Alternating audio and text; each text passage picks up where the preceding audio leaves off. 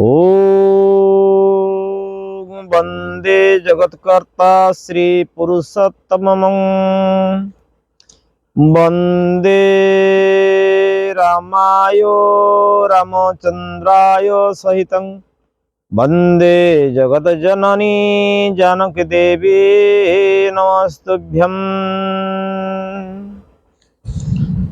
मम अमृत कथाधारा चैनल पक्षतः सर्वेभ्य प्रथमतः समर्पयामि अभिनंदनम्।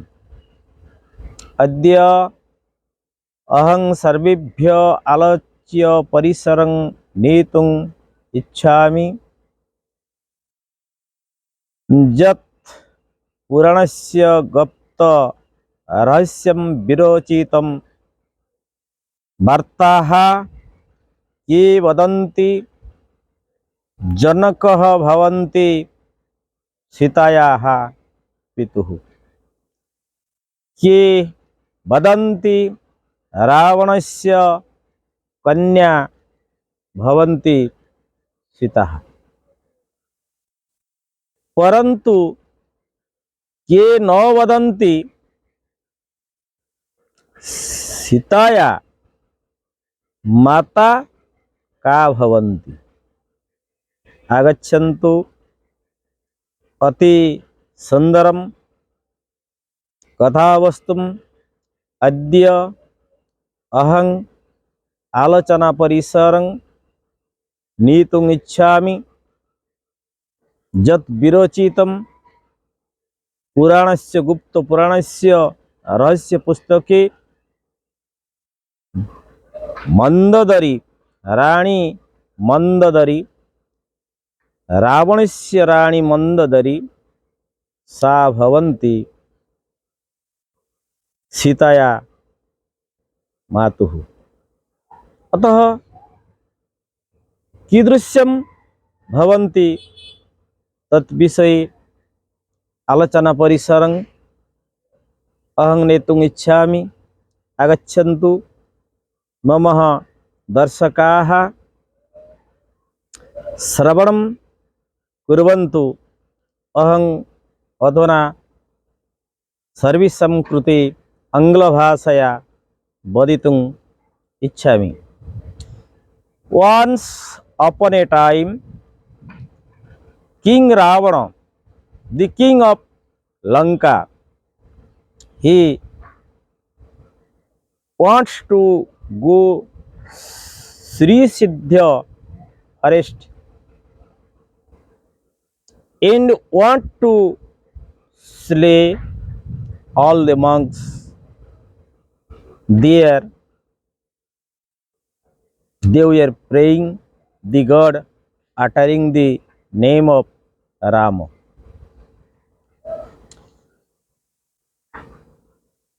They, in their meditation, all the monks know that Ravana is coming to slay them, so that they all became angry with Ravana and they cursed Ravana that in their blood a beautiful divine lady will take birth and she will damage all the reputation of Ravana, and by means of her all the family members, all sons will take death. So in future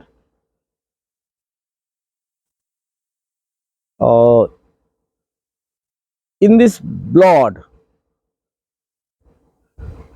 Mandodari became pregnant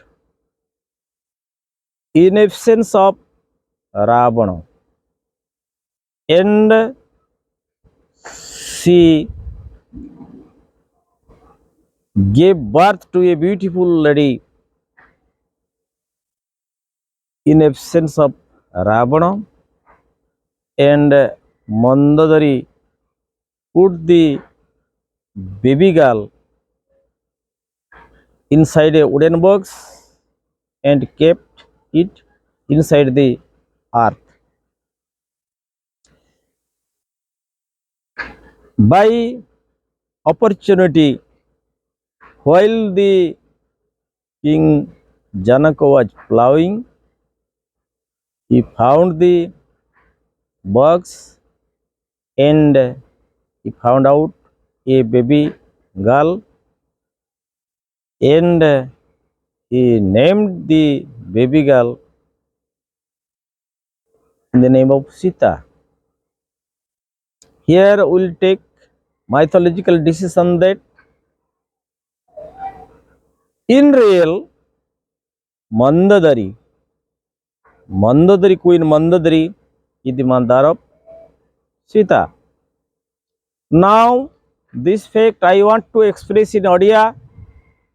एकदा रावण श्रीसिद्ध कानन को जीवाकू इच्छा कले एवं सेठारे जो ऋषि माने रामंक नाम रे तप करुथले रामंक स्तुति करुथले जेहेतु रावण जानिथिले रामचंद्रंक द्वारा तांकर निहत हेबो तेणु रावण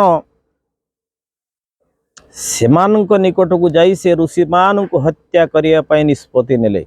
ए कथा को ऋषि माने जानी पारिले तप बल रे एवं समस्त ऋषि माने अभिशाप देले रावण को जे हे रावण तुम्भे एपरी दुराचारी तुम्भको आमे अभिशाप देउछि तुम्भे जेहेतु आमको निधन करी रक्ताक्त करबा को चाहुछ आंबर रक्त रे एक सुंदर कन्या जात हेबो एवं सही सुंदर कन्या ही तुमर निहतर कारण हेबो एवं तुमर समस्त सुनाम तथा तुमर समस्त परिवार वर्ग को ध्वंस करिबो लंका गढ़ को से ध्वंस करिबो एई अभिशाप तुमको देउछि। सत को सत रावण आसी ऋषि मान को हत्या करी देले हत्या करी तांकर रक्त को एक सुंदर कलश मध्य रखी दूत को पठाई देले जे दूत माने जाओ एही कलश को जाई रानी मंदोदरी निकट रे प्रदान करिवो एवं रानी मंदोदरी को कहिवो ए कलश रे विष रहिछि याको जत्न भाव रे रखिवो। एही परि भाव रे दिन को दिन बीती गला रावण फेरिले नाही से विभिन्न युद्ध रे रत रहिले तेणे रानी मंदोदरी से कामातर आहई पड़े रावणंकर अनुपस्थित रे तेणु आमर अति सुंदर पदटी अति बड़ी जगन्नाथ दास लिखिले ये मो माया देवी ओ गचर काहू जानिबे नर छार तेणु से प्रभु तो मायाधर से माया कले वर्तमान मंदोदरी कौन कले कामातुरा होई तांकर नारित्यर जंत्रणा को सह्य न करि पारी से आत्महत्या करने उद्देश्य रे से कलश रे थिबा रक्त को विष बोली मन करी से पान करदेले किंतु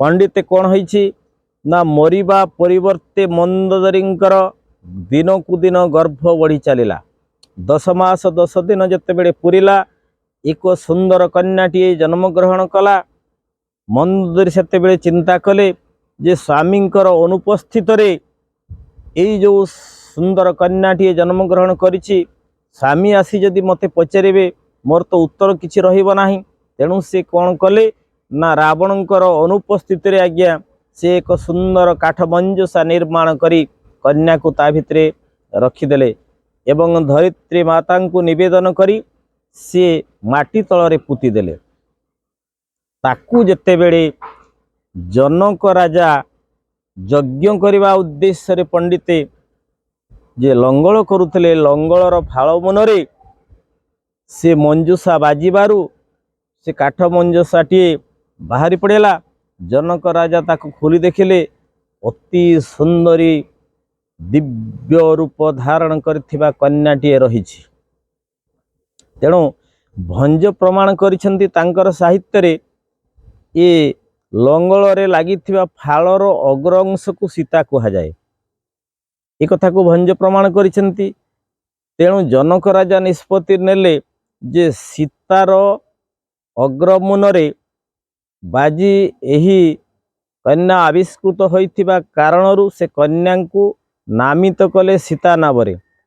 ତେଣୁ ବର୍ତ୍ତମାନ ଆମେ ଏ ସମସ୍ତ ପୌରାଣିକ ଗୁପ୍ତ ପୁରାଣ ରହସ୍ୟରୁ ଆମେ ଜାଣିଲେ, ଆମେ ସିଦ୍ଧାନ୍ତକୁ ଉପନୀତ ହେବା ମନ୍ଦୋଦରୀ ହେଉଛନ୍ତି ପ୍ରକୃତରେ ପଣ୍ଡିତେ ସୀତାଙ୍କର ପ୍ରକୃତ ମା। ଚାଣକ୍ୟ ଦର୍ଶନରେ ଚାଣକ୍ୟ ପ୍ରମାଣ କରିଛନ୍ତି ଜନନୀ ଗର୍ଭଧାରିଣୀ ସେ ହେଉଛନ୍ତି ମା। ତେଣୁ ଆଜିକାର ଏହି କଥା ଶୀର୍ଷକ ବିଷୟବସ୍ତୁ ରହିଛି ସୀତାଙ୍କର ପ୍ରକୃତ ମା କିଏ। ତେଣୁ ସୀତାରାମ ସାହୁଙ୍କ ଦ୍ୱାରା ବିରୋଚିତ ଗୁପ୍ତ ପୁରାଣ ରହସ୍ୟ ପୁସ୍ତକର 70 ପୃଷ୍ଠାରେ ଏ କଥା ସୁନ୍ଦର ଭାବରେ ବର୍ଣ୍ଣିତ ଅଛି। ସେଇଠାରୁ ଏ କିମ୍ବଦନ୍ତୀଙ୍କୁ ଉଦ୍ଧାର କରି ମୁଁ ଆପଣମାନଙ୍କ ନିକଟରେ ଏ ସିଦ୍ଧାନ୍ତକୁ ଉପସ୍ଥାପନ କଲି। ମୋର ଏହି ଅମୃତ କଥାଧାରା ଅମୃତ କଥାବସ୍ତୁକୁ ଆପଣମାନେ ଶ୍ରବଣ କରିବେ ଏବଂ ଏହି ପବିତ୍ର ଦେବୀ ଶକ୍ତି ସୀତାଙ୍କର ଜନନୀ ହେଉଛନ୍ତି ପ୍ରକୃତରେ ଆମର ମନ୍ଦୋଦରୀ ରାଣୀ ମନ୍ଦୋଦରୀ। ଏ କଥାକୁ ଆପଣମାନେ ଶ୍ରବଣ କରିବେ ଏବଂ ମୋର ଏହି ଚ୍ୟାନେଲକୁ ଆପଣମାନେ ସବସ୍କ୍ରାଇବ୍ କରିବେ ଏବଂ ଲାଇକ୍ କରିବେ, ମୋର ଚ୍ୟାନେଲଟାକୁ ବଢ଼ିବାରେ ସାହାଯ୍ୟ କରିବେ। ଆଜିକାର ଏହି ଅମୃତ କଥାକୁ ଏଇଠି ରଖିଲି, ଏହାକୁ ଆପଣମାନେ ଶ୍ରବଣ କରି ମନନ କରିବେ, ଚିନ୍ତନ କରିବେ। ଆପଣମାନଙ୍କର କଲ୍ୟାଣ ହେବ, ଦେଶର କଲ୍ୟାଣ ହେବ, ବିଶ୍ୱର କଲ୍ୟାଣ ହେବ। ଜୟ ରାମଚନ୍ଦ୍ରାୟ, ଜୟ ଜଗନ୍ନାଥାୟ। ଓମ୍ ଶାନ୍ତି ଶାନ୍ତି ଶାନ୍ତି।